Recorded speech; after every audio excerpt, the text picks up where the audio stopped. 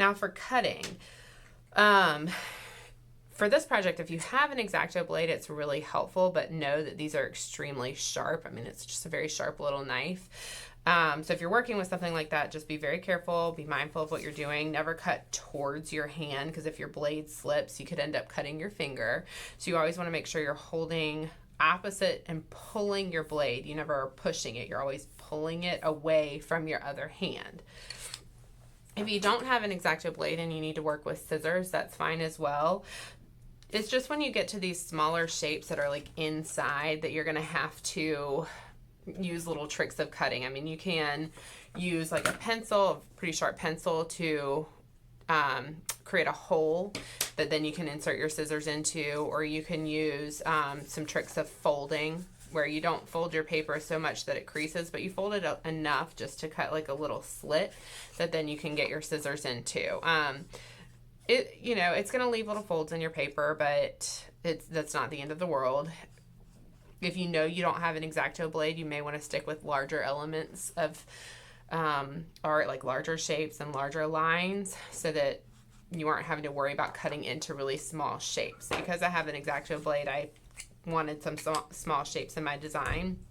And the other thing that you really need to pay attention to as you're cutting these things out is where they came from. You need to kind of remember that, and then not losing your pieces. So if you've got some really small design pieces, make sure you've got somewhere that you can put them, maybe like a Ziploc bag or envelope or something, where you're not going to lose them.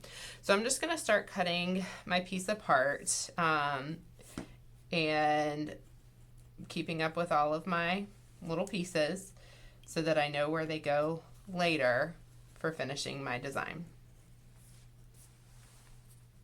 I'm making the last of my cuts right now, and just a tip that I found as I was working that makes things a little easier. I was originally taking all my pieces out and just putting them over here to keep up with them, but I realized that if I just kind of leave them in and try to hold them where they go in my piece, I'm gonna have a much easier time, I think, keeping up with everything.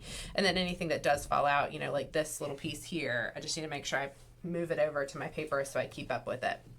So at this point, I've got everything cut and ready to start doing some thinking about where it's all going to go.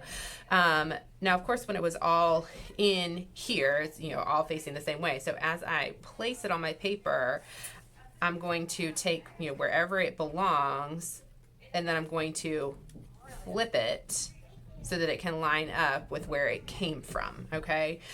So this little, like the body of my peacock was right here on this piece. So where it's going to end up going, I'm going to take it, flip it, and then I can line up the corners with where it came from, and it leaves the negative space behind where I cut it from, and then it's got the positive space.